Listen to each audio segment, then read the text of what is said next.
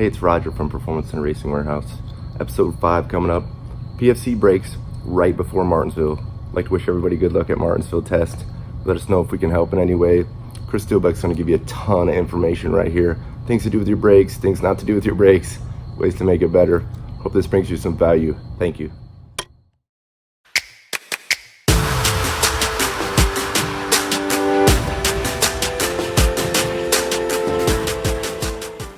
All right, we'd like to welcome everybody to episode 5. We got Chris Steelbeck coming in to give us some advice on brakes. We kind of reached out to everybody. Nobody really wanted to give us any help before Martinsville. I think you guys deserve a little bit of help. You know me, I'm a goof anyway. So we got Chris Steelbeck, PFC, big supporter of the late model stock car program, big in the super late model program. Do quite a bit for the deal. Without further ado, thanks for coming. Yeah, appreciate you having me, Roger. And we look forward to Martinsville every year. It's big for PFC, and as a fan of the sport, I enjoy watching it and enjoy being there. And there's nothing like that test day and getting to paint up guys' rotors and see what we're working with. And a lot of the stuff we learn at Martinsville and teach our customers lasts them throughout the whole year, the next year. So saves us a lot of work for the upcoming year too. I think that's great. Let's just dive right into it, just because my customers don't like a lot of fluff and buff. They just seem to be them people, right? I guess that's why they like meat. But what's the number one thing you see going into Martinsville that people need to do or take a look at? The number one thing really at Martinsville or in any race series we deal with on the short track side is the balance bar. Just the pedal geometry, making sure that the geometry of the pedal is where it needs to be. For your master cylinder sizes, along with your piston sizes. So basically, 99% of the problems we see on any short track are brake pedal and balance bar related. Interesting. Me too. Me too. Everywhere. And so, of course, obviously it shows up in the hot end parts, the pads, the rotors. Right. But, it starts with that pedal geometry. So that's usually if you have, a lot of front bias or a lot of rear bias, and you're running the same pad compound front and rear, usually the first place to look is going to be your balance bar and your pedal geometry. That's awesome. Fluid a big problem before there? Fluid, everybody's gotten pretty savvy on the fluid. Yeah. Everybody runs the PFC fluid or the Castrol fluid, which are both good fluids to use when you're working in a high temperature, high sustained temperature race application. 5-6 years ago, a lot of guys were still using like a Willwood 600 or even some of them were using just .3 street fluids. Sure. That but now everyone is pretty much migrated to using a racing brake fluid that gets the job done. Pads. What about a baseline? I kind of want to brush through 4 or 5 things here real quick and give some people some ideas of ways to go. What about pads? Like, what are you suggesting to your customer for Martinsville brake pad? NASCAR rules, so we know what rotors we already got to kind of have, yeah, right? You have to run the smooth rotors. Correct. Which maybe one day we'll be able to run slotted, and that'll save us a little bit and save the teams from having to keep inventory of both that run Cars Tour and NASCAR, or run your local track that allows slotted, whereas NASCAR doesn't. But yeah, we're stocked up on the slotted rotors right now. But pad compound wise, if you have split master cylinders, a 7/8 front, 1 inch rear, I suggest going with a 13 front and 13 rear. Some guys just like to have those split compounds. Sure. If you like to split compounds, 13 front and 11 rear. And that kind of comes from the old 01-97 right. Combination.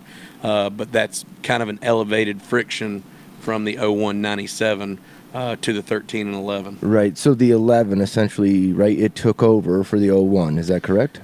Initially, that or the was 97. It kind of was all up in the air here. Yeah. Initially, the thought was the 11 would replace the 01, but the 01 has higher friction in the higher temperature range than the 11 does. So the 11 tends to fall off with temperature a little bit, which gives you that calmer entry. Late in the run, I know. Right. So as the brake pads, to break it down even further, as the brake pads start to get hot, yes. Now we start to lose a little bit of that initial brake. Yes. At the entry points, which doesn't get that nose slam and a lot of those other things. Exactly, with the 11s, and so late in the run, the tires are a little more worn. You may start to get a little free on entry, and the 11 will kind of calm that down. But if you have your balance bar and your pedal geometry where it needs to be, you should be able to run 13s front and rear, have that same temperature, that same friction through the temperature gain, and you're in a lot better shape. So that's your proponent for somebody that wants to baseline. That most people have split masters. Yes. I'm not saying everybody, but and we'll give them, if they don't, a piece of advice here in a second. But so you're saying for a baseline Martinsville setup, split master cylinders, what pad in the front? 13 front, 13 rear. 13's even. Mm-hmm. Interesting. I don't have many people that run 13s like that. I have them 13s and 11s. That's kind of, like they're a big proponent of. But that's right. I think maybe that's something we should definitely test out. Yeah, we had 60 cars in the field last year with PFC pads on. Uh-huh. And I would say 40 of them had 13s and 11s, and 20 had 13s all around. I got you. So it's a lot, heavier on split compounds than 13s front and rear. But if you run 13s front and rear and you can handle that, you find a way to solve that free on entry, then that's just overall more stopping power, a higher friction pad front and rear. That's awesome. Is there rotor wise, give people a little bit of insight. I know you guys have spent lots of money on your rotors over the course of the the years, and they become hard to get, and anything that's just hard to get. If you got something that's good, it's hard to get. I'm sorry. Right. I wish I've been cussed 3 times in the last 4 days. I'm doing everything I can. I'm sorry. Once in a while, I would like to sit down with him and try to help 3 people that actually watch this show, but I want to make sure, right? So we know that's been a problem for you. A lot of people have we just understand that that's the way the racing goes now. Put into some of the context, some of the things that you guys have done to benefit that, to close that lead time up, just because it's hard, right? Well, as much as we've grown our market share over the last 5 to 7 years, it's been, a good thing that we've grown our market share. But at the same time, when you're winning with a certain product and you grow that market share, you have to step up your game and build more and be a little more proactive. And we've done that for Martinsville this year. We have, built up our inventory of the smooth rotors and, of course, the 7803 pads in 13 and 11. So we're in stock and available now for, I think, the first time I could say that for Martinsville in awesome. Several years. So it's nice to say that. It's great as a dealer for that, you know what I mean, for that to be the case, because this is a big push time here in the next 3 weeks. And if you're not working on your brakes, I suggest maybe I'm not going to tell you to stay home, because that's not what I believe, but no, you should be. Just know you should Absolutely. be. If for no other race, please, I beg you, work on your brakes for this race, right? Because it's not if it will bite you. I promise you, it will bite you. Yes. I promise you. Absolutely. And you're going real fast when it bites you. And it's a lot of weight. We're just running a 15 millimeter thick brake pad. And I mean, our NASCAR guys are running a 30 millimeter brake pad, and I mean, it's twice as thick, and you have twice the pad surface area. So, I mean, you really have to do the best you can to make, kind of an antiquated brake system last the whole race at Martinsville. What's your biggest thing, if you could tell people, that would help them? Because I get lost in the fact of it's my own downfall that I think everybody knows what I know. It's terrible for me. I will tell you, it's my worst trait in the world. And now that I've realized that not everybody does, it seems to be a lot different. I can help people. What do you think the biggest thing that you see that people do that just drive you absolutely crazy and you can't figure out why? Because every business has one, right? And we're not trying to. The cool part about this format is I'm not picking on anyone. Now that guy can be sitting in front of his phone or his computer and be like, "Oh no, I didn't know that was bad," right? And not be embarrassed. Well, I think the biggest thing is just not having a plan. For sustaining your brake performance throughout the weekend at Martinsville. Yeah, I didn't think, because it's a grind for sure. And you'd be surprised how many guys do have a plan like these. I mean, a lot of these guys have gotten really smart and really slick, and I'd say the best plan is to show up at the test, if you're planning on going to the test, with a brand new set of discs, brand new set of pads, first, as soon as you go out on the racetrack, bed it in, because the racetrack's not going to be ready. It's going to have, all kinds of dirt and dust and stuff, debris on it. I mean, it's a lot cleaner than a lot of the other racetracks you race on, because it's, they do a good job and take care of it. But, go ahead and go out there, bed your brakes in, go through a couple of sessions, come in, put fans on them, cool them all the way down to ambient temperature, and make sure you get your brakes bedded in, and then go ahead and put another set of pads in, go out and bed those in. So that you're ready. So that you have an extra set of pads to put in. I'm not sure. I need to go back and look at the procedures again and see. I don't know if we can change pads after the heat races or when we can change pads.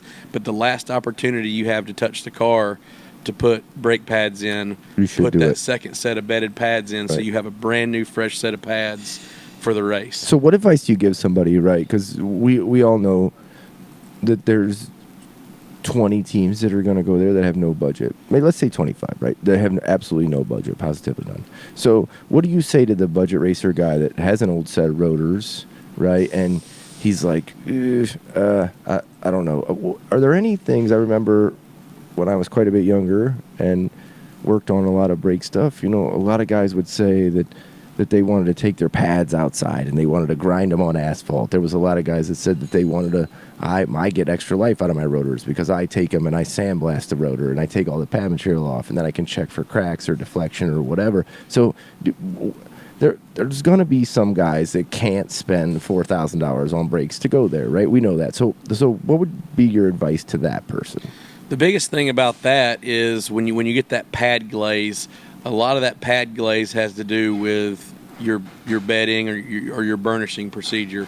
If you go out and you just run 100% as soon as you go on the racetrack with a new set of discs and pads in the car, they're going to glaze. They're going to glaze. And what does that feel like when they glaze? It just feels like you have a good pedal, but the car won't stop. Okay. And so the pedal still feels solid. Yes. But yet no stopping. Yeah, no stopping. No pulsation, no nothing. Yes, and the lower friction pad compound you use, the more of an issue that becomes. And if you don't use a PFC disc, a lot of the other competitor discs come with like an oil or like a gel on them when you go take them out of the box. And so that means that they're machined, with fluids or a cooling agent or whatever while they machine them. So now it hits the pads. So if you don't, even if you clean that disc, there's nothing to say you're getting all of those, liquids or fluids or impurities out of that disc. So when you try to mate that pad to that disc, it glazes the pad. Wow.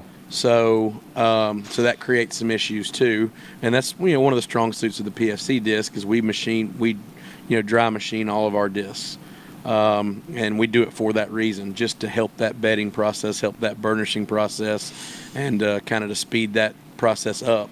I know some companies offer a burnishing option on their discs and pads, which is great. Sure. We have a race ready procedure, so we've already put our pads through a heat cycle before you get them, which allows you to only go through 1 or 2 sessions of bedding. Nice. This is all good stuff. What do you talk about cooling? What optimally, we always hear people talk about getting brakes too hot, getting brakes too cold. Let's talk about that, because I don't think a lot of people actually know realistic true life numbers. Let's talk about what temperature is optimum, right? Like I want to hear from the guy that builds them, right?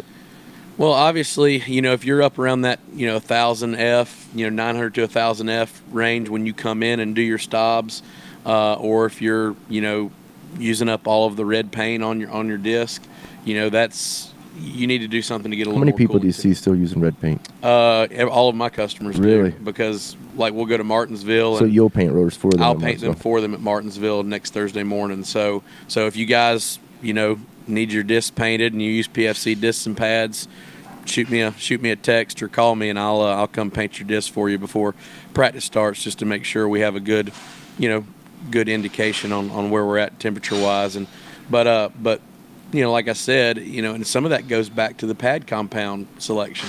If you go up in that friction on the rear and you can afford more rear brake, all that's going to do is save the fronts. And so the more rear brake you can run, the better off you're going to be late in the race when you can dial some front back to it. At what point, above what point, have they gone too far?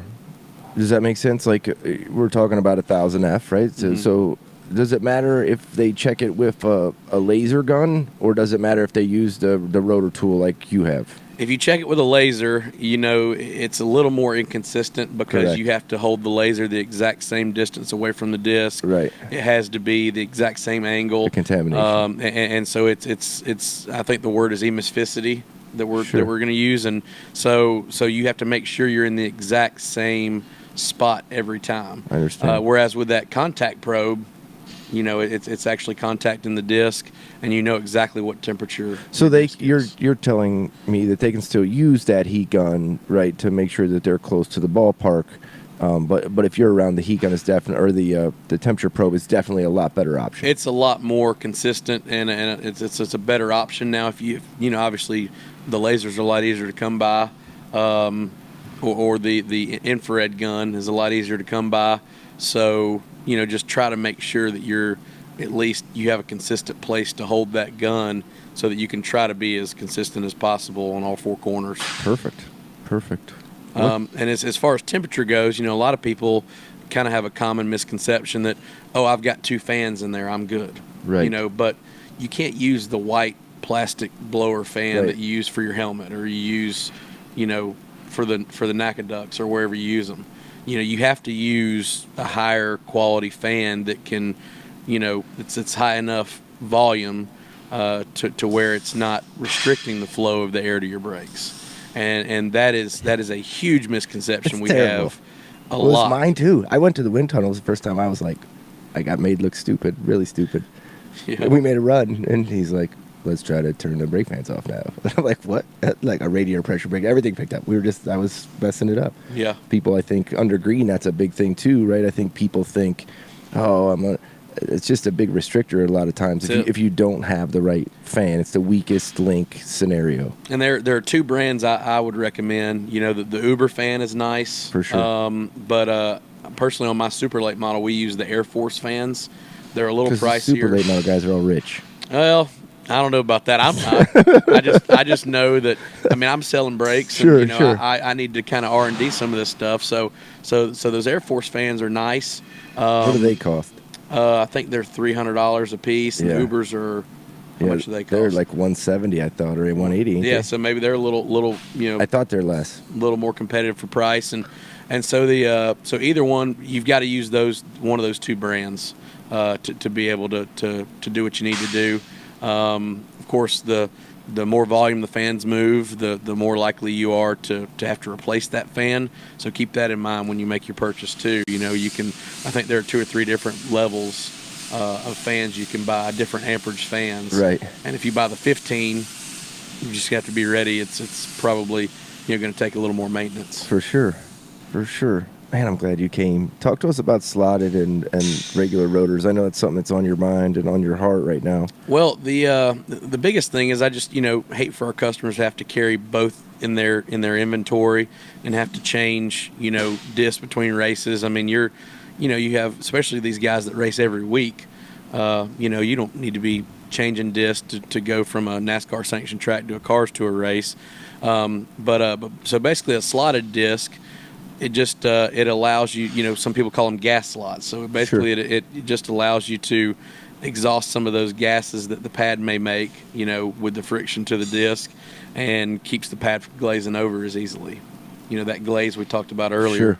Sure. It keeps some of that from happening. If you get a set glazed, what do you do?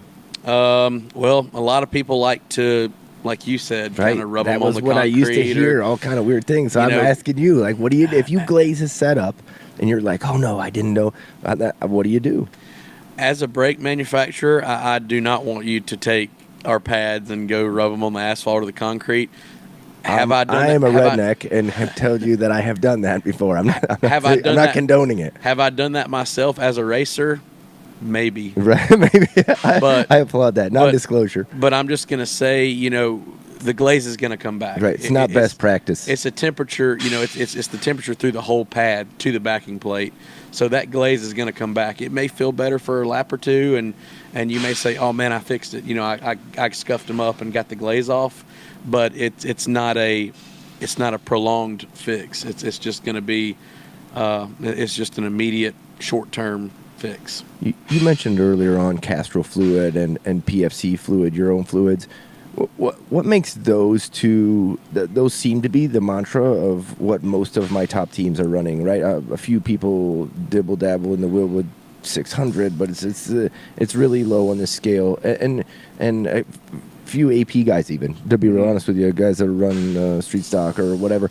What is your At what point, give us some real numbers, at what point does the fluid really boil out of this thing, right? I'm sure you guys have tested all of it, right? So I think people, especially at Martinsville, especially at some of these real high braking tracks, I boiled the fluid. Is that what they're doing? In some cases, yes, but at what temperature does that really happen?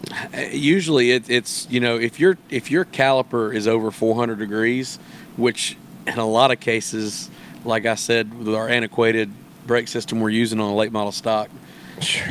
it is, you're going to show over 400 degrees. The good thing about that is you have so much piston that it kind of helps sink some of that heat away.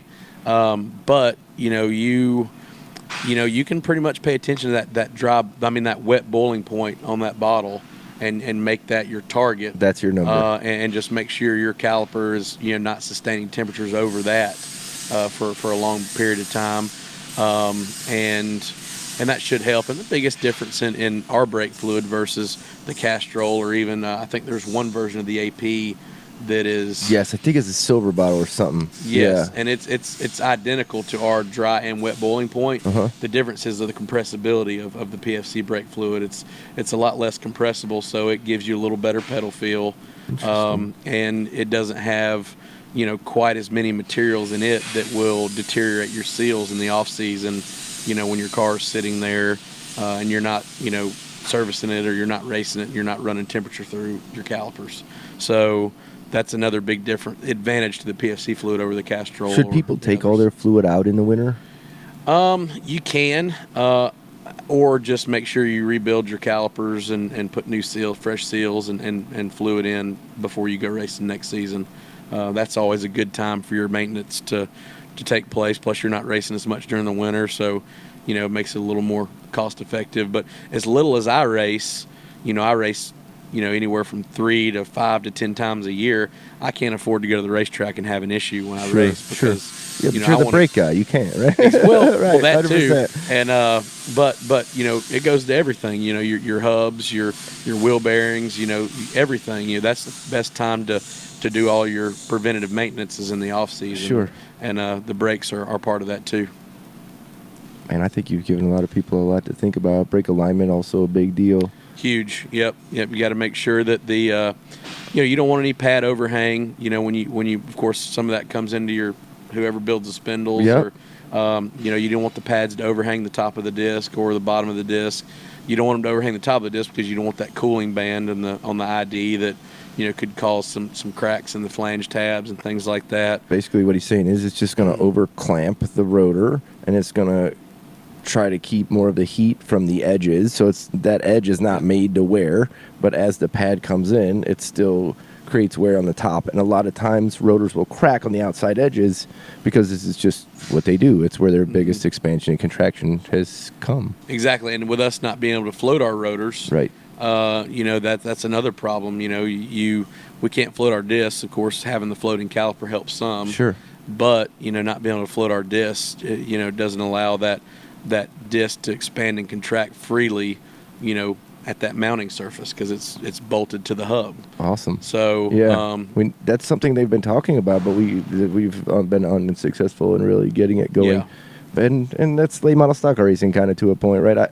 I don't like a lot of things, but I also agree with a lot of things, because a lot of the little things are still keeping us alive, right? Mm-hmm. Like if by the looks of the shop, I'll give you a big wide one here in a minute, that it's pretty good times right now. If you think there aren't, you're maybe in the wrong business. Short track racing's where it's at right now. Right. I mean, we're making a big push for it, and I think there's only 2 or 3 weekends this year that I haven't been at a short track. Sure. Even if we go to a cup race or an IndyCar race, we'll find a short track somewhere close by to go and hit. So, but yeah, that's where it's at. Well, I appreciate you coming by, man. I don't know really what that was. A lot. You gave a lot of great information. I think that tell people where they can find you, catch you on social, your own, or PFC, or LinkedIn, or Instagram, or what. Yep, you can catch us on the PFC Facebook. It's Performance Friction Brakes or PFC Brakes. You can search either one and find us on Facebook. We have a Twitter account, at PFC Brakes. We also have an Instagram, and it's at PFC Brakes as well. So, but yeah, you can catch us on any of those social channels. We like to talk about our customers that win every week, Sure. and we send an e-blast out every Wednesday. You can also get on our website, pfcbrakes.com, to sign up for that e-blast. It's a little newsletter we send out, and we definitely appreciate our customers that go and win every weekend. So we send that out every week. We got just a couple of minutes left, and I know in the preview, you and I talking, you said something about your program for PFC's coming back up again. Go ahead and plug it in there. We have a program, so everybody, all the vendors, all of us as manufacturers, we have a lot of people ask us about sponsorship throughout the year. And me growing up, racing Legends cars, late models, whatever, PRI was where you went to get your deals. That was the hustle, you had to. It didn't matter if you had to hitchhike, if you had to, that was the deal. Whatever you had to do to get the PRI to get a sponsorship deal, you did it. Free something. It didn't matter. So we would go to PRI. So we want to rejuvenate that a little bit, and I think we have over the last 4 or 5 years with our Sponsor Me PFC program. And so basically, we pick 10 drivers. We give them, $1,500 product credit in past years. It may be different this year. Sure. We're still working on some of the details for it, but we're gonna launch this program at the show at PRI this year. Nice. And it's social media driven for us to kind of narrow it down and to a select group, and then we kind of have a panel and we get together and we fight it out for who we want to be those 10 drivers, and we give them some product credit and plug them into all of our social channels. It's really good. That's great. And so it helps us pick some young drivers, or the good thing is we don't even have an age group. Sure. You could win it if you started back racing. Wow, I'm the you old. Could win it. No, I don't. I wasn't that good then. That's why I I learned. So when Sam Hornish is your buddy, and another young man named Kyle Sauter, who's a World of Outlaw sprint car type guy, and Tully Esterline, who was a CNR rater, like when you have that group, them kids win all the time. Yeah. At like 9, I realized, nah, I'm good. I'll just work on these and make them go faster. You guys drive them, right? I didn't. My eyes started getting all crazy, right? Like I wasn't the guy. I could make them go fast, but I was not the driver. I knew it early. What's the best way for them to get a hold of you if they have early questions before, right? Because I'm going to try to air this on Monday, so that gives people 2, 3, 4 days to reach out to you. What is the best way, if not to you, because I know you're super busy, to get help? Get PFC help, where's the best way they can reach out? You can reach out to either myself or Adam Kaiser. My email address is cdilbeck@pfcbrakes.com. And then Adam Kaiser is akaiser@pfcbrakes.com, and that's AKEISER. Adam Kaiser. Yeah. And we'll put it in the description below so that people can click it. And we can get you guys set up. And I'll also give you my cell phone number. It's 8803-370-0681. And I'm a racer. If you need something in the evening, when you're working on your race car, text me, call me, whatever. I know. I love the guys that give out their cell phone. You guys have real jobs during the week, and I appreciate that. So you guys give me a call after hours if you need to. All right. Well, I think we're going to wrap it up. I want to thank Chris for coming. I want you to, make sure you check out your brake stuff before Martinsville. It's super important. Probably the most important of the year. And check them out. Ask questions if you don't know. Call one of us. Call somebody. Try to get some mentorship and help. Thanks for tuning into episode 5. I appreciate you. Thanks.